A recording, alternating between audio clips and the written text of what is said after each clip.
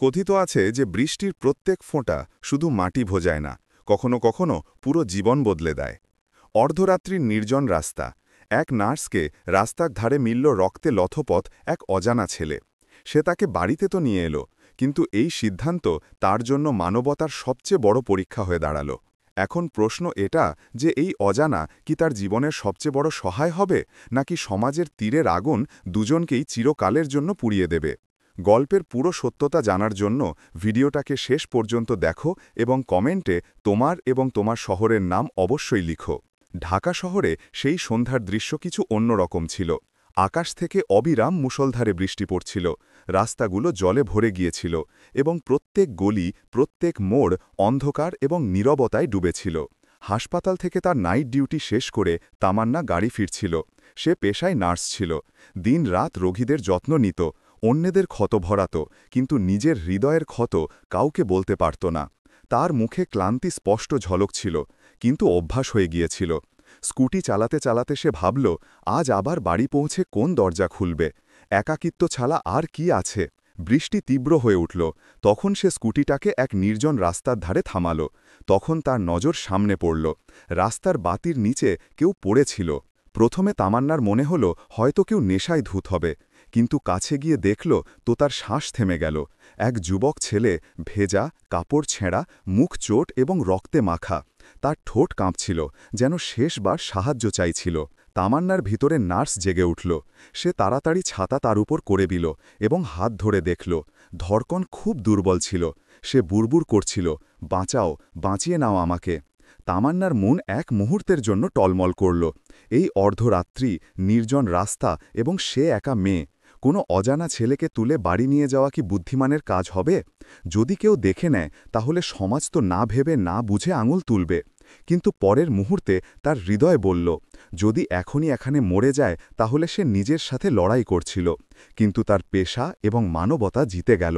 তামান্না সাহস করে তাকে সাহায্য দিল, কোনো রকম স্কুটির পিছনে বসালো এবং বাড়ির দিকে চলল। বৃষ্টি এখন আরও তীব্র হয়ে উঠেছিল, সর্বত্র জল এবং কাদা। কিন্তু তামান্নার চোখে শুধু একটাই চিন্তা ছিল, এর শ্বাস বেঁচে থাকা উচিত। বাড়ি পৌঁছাতেই সে তাড়াতাড়ি দরজা খুলল। তার ছোট্ট বাড়ি ছিল, একটা ঘর, ছোট্ট রান্নাঘর এবং উঠান। সে ছেলেটাকে বিছানায় শোয়ালো। তার কাপড় সম্পূর্ণ ভিজে গিয়েছিল। তামান্না তাড়াতাড়ি তলিয়া বের করল এবং তার কপালে জল মুছল। তারপর ফার্স্ট এইড বক্স খুলল এবং রক্তের দাগে ওষুধ লাগাতে লাগল। ছেলেটা সম্পূর্ণ অজ্ঞান ছিল, কিন্তু তার শ্বাস ধীরে ধীরে স্বাভাবিক হচ্ছিল। তামান্না লম্বা শ্বাস নিল। বৃষ্টির শব্দ বাইরে এখনও গুঞ্জরিত হচ্ছিল, কিন্তু ঘরের ভিতরে এক অদ্ভুত নীরবতা ছিল।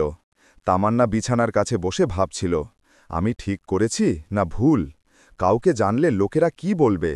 কিন্তু যদি এটাকে এখানে ছেড়ে দিতাম তাহলে হয়তো এটা জীবিতই থাকত না। সে জানালা থেকে বাইরে দেখল। অন্ধকার এবং জল এখনও শহরকে ডুবিয়ে রেখেছিল, কিন্তু ভিতরে তার ছোট্ট বাড়িতে এক নতুন দায়িত্ব জেগে উঠেছিল। তামান্না অনেকক্ষণ সেই অজানা ছেলের কাছে বসে রইল। তার চোখ বন্ধ ছিল, শ্বাস ধীর কিন্তু স্থির হয়ে গিয়েছিল। বাইরে বৃষ্টি এখনও ততটা তীব্র ছিল।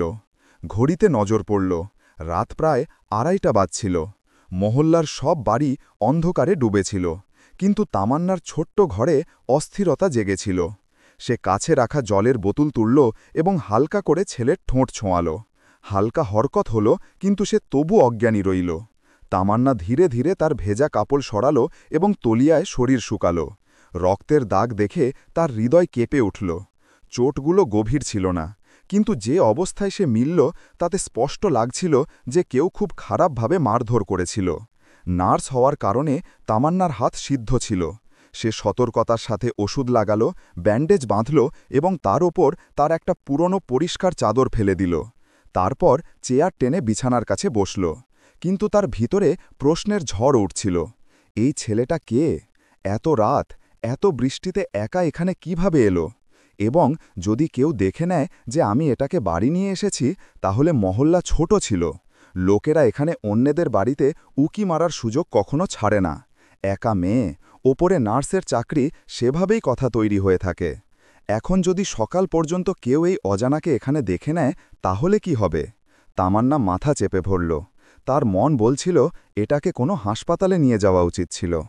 কিন্তু মাথা উত্তর দিত, হাসপাতাল পর্যন্ত নিয়ে যেতাম, তাহলে রিপোর্ট তৈরি হতো, পুলিশ আসত এবং সবার আগে তোকে সন্দেহের নজরে দেখা যেত। সে গভীর শ্বাস নিয়ে উঠল এবং জানালার কুড়ি শক্ত করল, দরজার তালা চেক করল, তারপর ফিরে এলো এবং ছেলের দিকে দেখল। তার মুখে ক্লান্তি, চোট এবং অসহায়তার গভীর রেখা ছিল, কিন্তু কোথাও ভিতর থেকে এটাও অনুভব হচ্ছিল যে এটা শুধু কোনো পথচারী নয়, বরং খুব ভাঙা মানুষ। তামান্না স্থির করল যে এখন প্রশ্ন করার সময় নয়, তাকে শুধু বিশ্রাম দরকার। সে বিছানায় পড়া পুরনো চেয়ারে গিয়ে বসল। বাইরে বৃষ্টির ফোঁটা ছাদে পড়তে থাকল এবং তামান্নার ভিতরে হালকা ঘাবড়াহট এবং দায়িত্বের মিশ্রিত অনুভূতি। সকালের প্রথম রশ্মি পর্দা থেকে উঁকি মারল, তাহলে তামান্নার চোখ খুলল। সে দেখল যে ছেলেটা এখনও গভীর ঘুমে আছে। ঘরে হালকা আলো ছড়িয়ে পড়েছিল।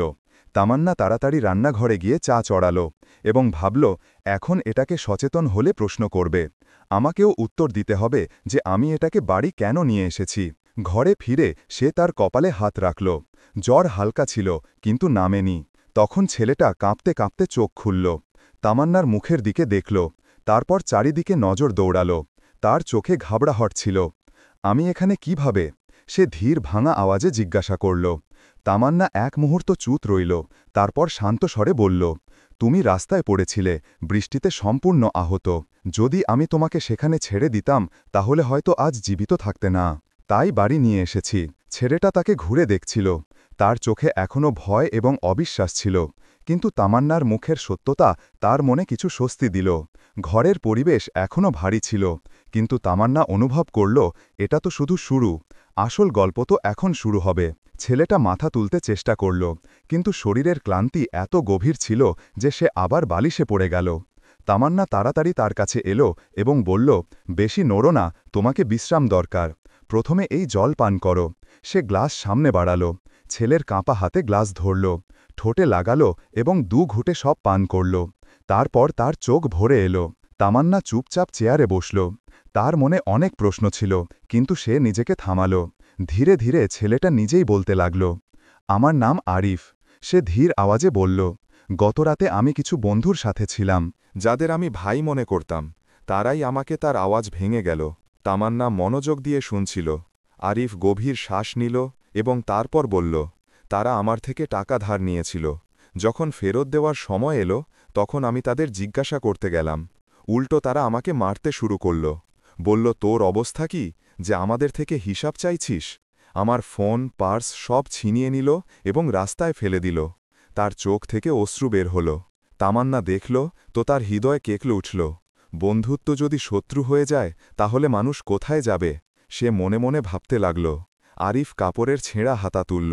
সেখানে গভীর নীল দাগ ছিল। তারা শুধু টাকা নয়, তারা আমার সম্মানও চূর্ণ করেছে। আমার আত্মা পর্যন্ত ভেঙে দিয়েছে। আমার মনে হয়েছে এখন জীবনের কোনো অর্থ নেই, কিন্তু হয়তো ওপরওয়ালা তোমাকে পাঠিয়েছে। তামান্নার ঠোঁট শক্ত হয়ে গেল।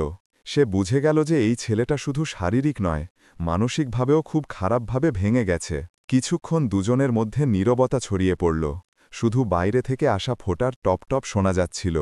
তারপর তামান্না ধীর স্বরে বলল, আরিফ, জীবন সবসময় আমাদের আশার থেকে বেশি মারে, কিন্তু এই ক্ষতই আমাদের শক্তিশালী করে। তুমি একা নও। আরিফ তার দিকে দেখল।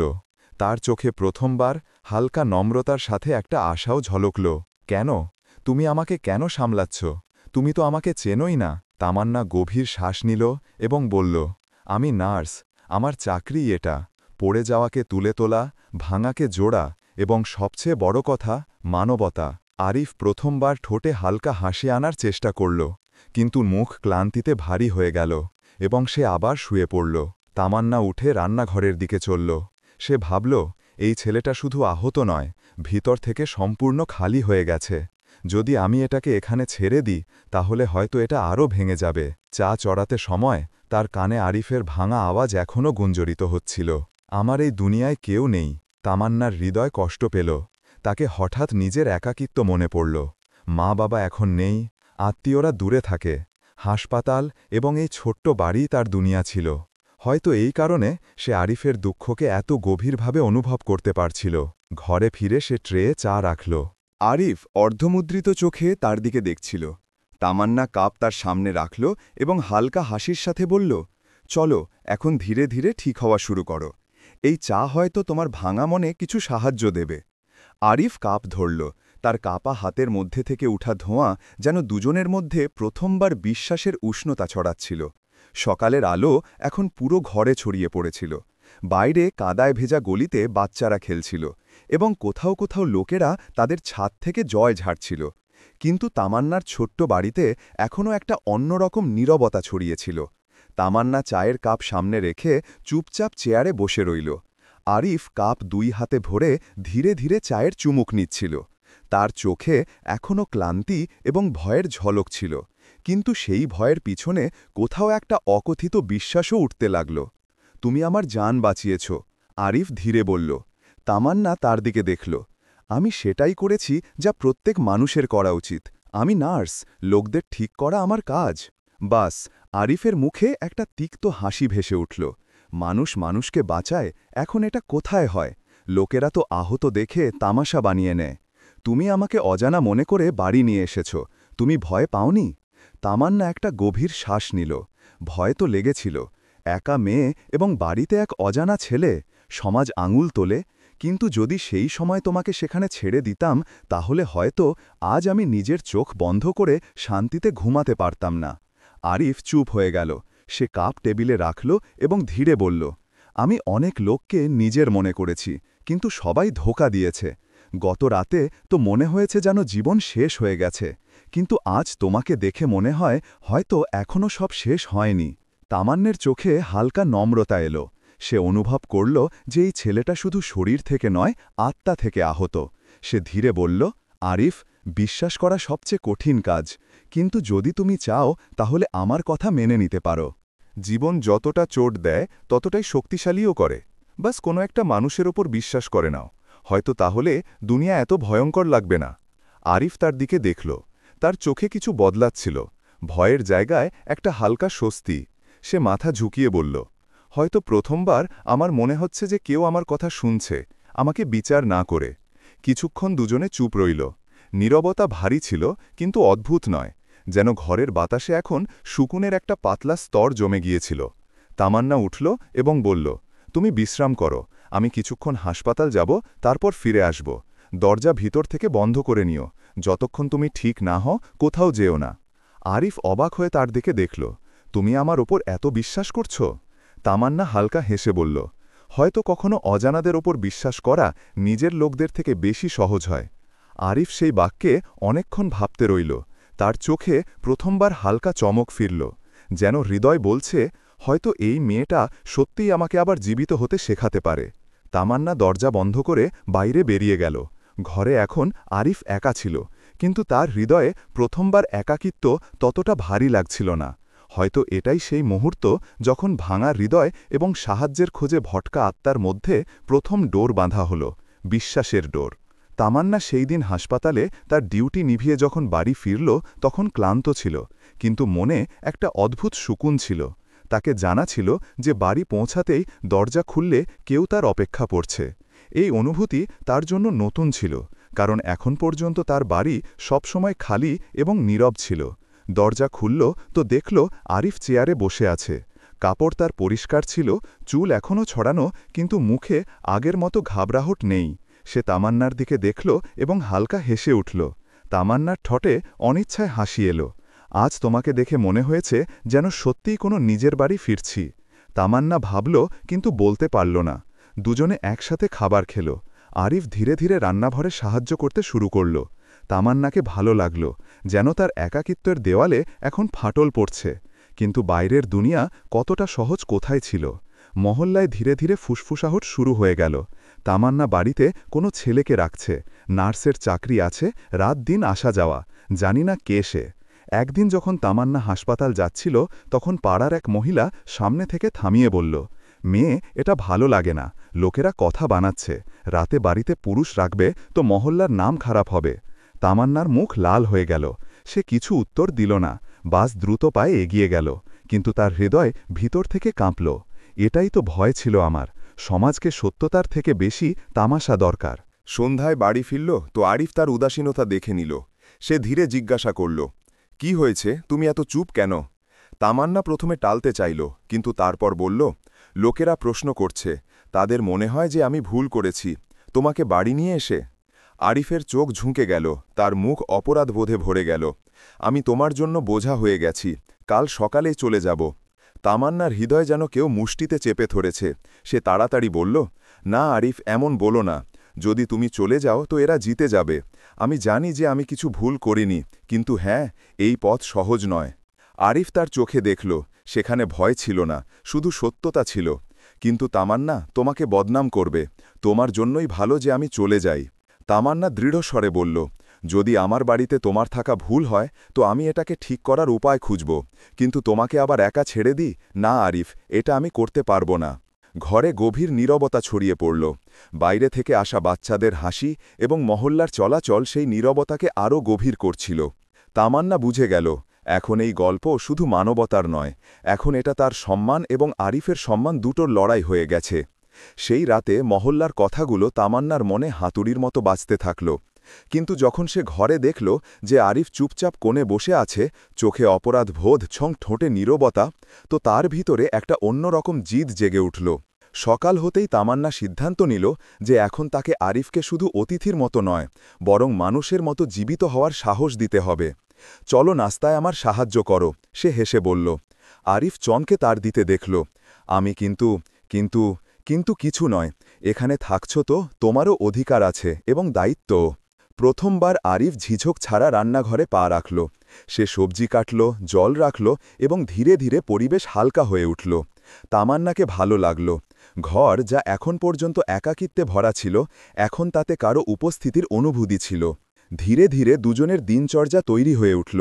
তামান্না হাসপাতাল যায়, আরিফ বাড়ির কিছু কাজ সামলায়। সন্ধ্যায় দুজনে একসাথে চা খায় এবং ছোট ছোট কথা বলে। আরিফকে অনুভব হতে লাগল যে এই বাড়ি শুধু তামান্নার নয়, কোথাও না কোথাও তারও অংশ হয়ে গেছে। এক সন্ধ্যায় তামান্না ডিউটি থেকে ফিরল তো দেখল আরিফ বাইরে উঠানে কাপড় শুকাচ্ছে। তার মুখে হালকা হাসি ছিল, যেন প্রথমবার সে দায়িত্ব অনুভব করছে। তামান্না অনিচ্ছায় বলল, তোমাকে দেখে মনে হয় যে বাড়ি এখন বাড়ির মতো লাগতে লাগল।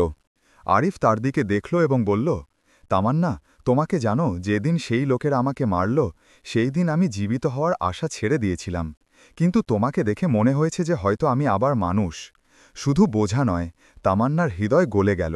সে তার দিকে দেখতে দেখতে বলল, আরিফ, মানুষের সবচেয়ে বড় ক্ষত তখন লাগে যখন নিজেরাই ছেড়ে যায়। কিন্তু মনে রেখো, কোনো একটার বিশ্বাস পুরো দুনিয়ার ক্ষত ভরতে পারে। আরিফের চোখ ভরে এলো। সে কাঁপা আওয়াজে বলল, হয়তো তুমিই সেই বিশ্বাস, তুমি আমাকে পড়ার আগে ধরে নিয়েছ। কিছু মুহূর্তের জন্য দুজনে নীরব রইল। শুধু ঘরে দেয়ালে লাগানো ঘড়ির টিকটিক শোনা যাচ্ছিল।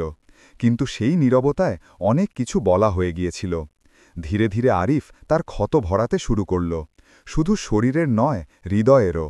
এবং তামান্নার জন্য এটা প্রথম সুযোগ ছিল যখন সে অনুভব করল যে তার বাড়ির খালি দেয়াল এখন কারো হাসিতে গুঞ্জরিত হচ্ছে। সেই রাতে যখন দুজনে চায়ের পেয়ালা ধরে বসেছিল, আরিফ হঠাৎ জিজ্ঞাসা করল, তামান্না, যদি তুমি সেই রাতে আমাকে ছেড়ে দিতে তাহলে কি তোমাকে সুকুন মিলত? তামান্না না ভেবে উত্তর দিল, না, কারণ মানবতার অর্থই হল কোনো অজানায় নিজেকে দেখতে পারা, এবং আমি তোমাকে ছেড়ে দিতাম তো নিজেকেও হারিয়ে দিতাম। আরিফের ঠোঁট কাঁপল, কিন্তু চোখে প্রথমবার সুকুন ছিল। সেই মুহূর্তে দুজনে বুঝে গেল, এই সম্পর্ক এখন শুধু সাহায্যের নয়, এটা হৃদয় থেকে হৃদয় পর্যন্তের যাত্রা হয়ে গেছে। দিন ধীরে ধীরে কেটে যেতে লাগল। আরিফের চোটগুলো এখন প্রায় ভরে গিয়েছিল, কিন্তু তামান্না জানত যে তার মনের ক্ষত এখনও তাজা আছে। সে তাকে সামলানোর পুরো চেষ্টা করতে থাকল, কিন্তু সমাজের নজর এত সহজে পিছু কোথায় ছাড়ে।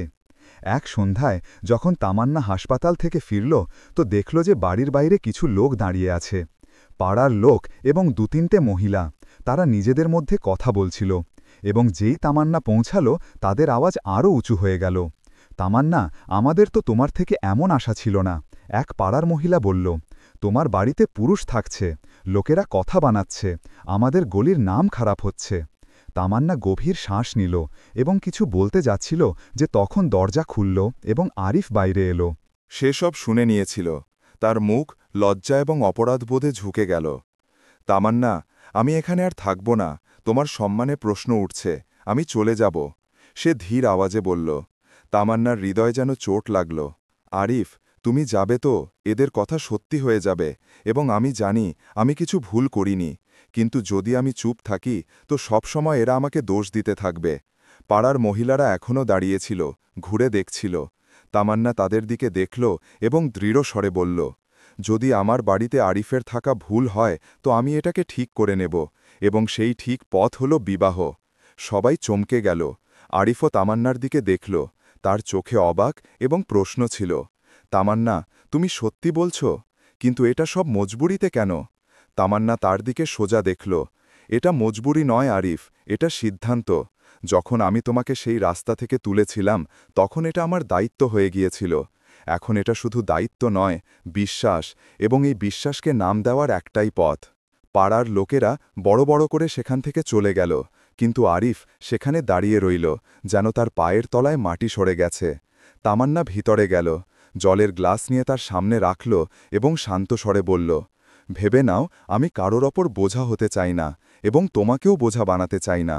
যদি তোমার মনে হয় যে এই সম্পর্ক শুধু দুনিয়াকে দেখানোর জন্য হবে তো বলো না, কিন্তু যদি তোমার মনে হয় যে আমাদের দুজনের সাহায্য হওয়াই মানবতার সবচেয়ে সত্যি রূপ, তো হ্যাঁ বলো। আরিফের চোখে অশ্রু এলো।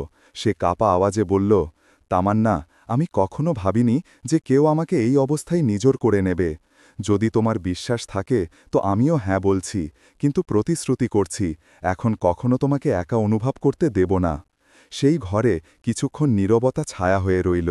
বাইরে বৃষ্টির ফোঁটা আবার ছাদে পড়তে লাগল, কিন্তু এবার সেই ফোঁটাগুলো ভয়ের নয়, এক নতুন সিদ্ধান্তের সঙ্গীত বাজাচ্ছিল।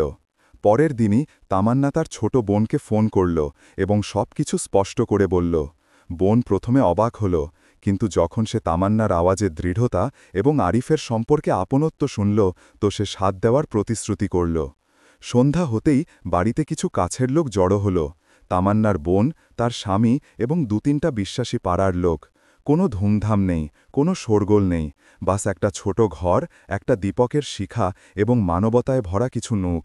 আরিফ সাধারণ কাপড়ে ছিল এবং তামান্নাও সাজসজ্জা ছাড়া বাস হালকা শাড়িতে। তার কপালে হালকা বিন্দি এবং চোখে গভীর শান্তি ছিল। যখন পণ্ডিত মন্ত্র পড়ল এবং সিন্দুরের দিব্যা সামনে এলো তো ঘরে উপস্থিত সব লোক চুপচাপ সেই মুহূর্ত দেখতে লাগল। আরিফ কাপা হাতে তিন্দুর ভরল। তামান্নার চোখ নম হয়ে গেল। এই বিবাহ না তো ঐতিহ্যের দেখানো নয়, না মজবুরির বোঝা। এটা শুধু একটা প্রতিশ্রুতি ছিল, দুটা ভাঙা মানুষের একে অপরের সাহায্যকে নাম দেওয়ার প্রতিশ্রুতি। বিবাহের পর যখন সবাই চলে গেল তো ঘরে শুধু তামান্না এবং আরিফ বাকি।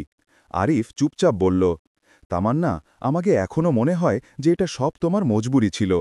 তামান্না হেসে তার চোখে দেখতে দেখতে বলল, না আরিফ, মজবুরি হতো তো আমি তোমাকে সেই রাতে রাস্তায় ছেড়ে দিতাম। মানবতা আমাকে তোমার কাছে টেনে নিয়েছিল, এবং এখন বিশ্বাস আমাকে এই পদক্ষেপ নেওয়ার শক্তি দিয়েছে। এই বিবাহ আমার মজবুরি নয়, আমার সিদ্ধান্ত। আরিফের চোখে অশ্রু ছলকে এলো। সে ধীর স্বরে বলল, তুমি আমাকে শুধু জীবিত হতে শেখাওনি, বরং এটাও দেখিয়েছ যে মানবতা সবচেয়ে বড় প্রেম হয়। সেই রাতে ঘরে না কোনো লালসা ছিল, না কোনো হাবস, বাস দুটা হৃদয়ের বিশ্বাস ছিল, যা একে অপরকে সাহায্য হয়ে গিয়েছিল। দিন কেটে যেতে লাগল। এখন বাড়ির দৃশ্য বদলে গিয়েছিল। সকালে তামান্নার চায়ের গন্ধ এবং আরিফের হাসি দেয়ালে গুঞ্জরিত হতে লাগল। মহল্লার লোকেরা, যারা আগে তীর মারত, এখন চুপ হয়ে গেল। তারা ধীরে ধীরে মেনে নিতে লাগল যে এই সম্পর্ক সত্যিই সম্মান এবং বিশ্বাসে তৈরি। এক সন্ধ্যায় দুজনে একসাথে বাজার থেকে ফিরছিল। হঠাৎ বৃষ্টি শুরু হয়ে গেল। তামান্না এবং আরিফ ছাতার নিচে দাঁড়িয়ে গেল। আরিফ আকাশের দিকে দেখল এবং বলল, মনে আছে তামান্না, সেই বৃষ্টির রাতে আমাদের দেখা হয়েছিল? তখন আমার মনে হয়েছিল যে সব শেষ হয়ে গেছে, কিন্তু দেখো, সেই বৃষ্টি আমাকে নতুন জীবন দিয়েছে। তামান্না হেসে বলল, কখনো কখনো সবচেয়ে বড় ঝড়ই মানুষের জন্য সবচেয়ে বড় আশ্রয় হয়ে যায়। দুজনে একে অপরের হাত ধরল। তাদের চোখে এখন ভয় নেই, বাস বিশ্বাস ছিল।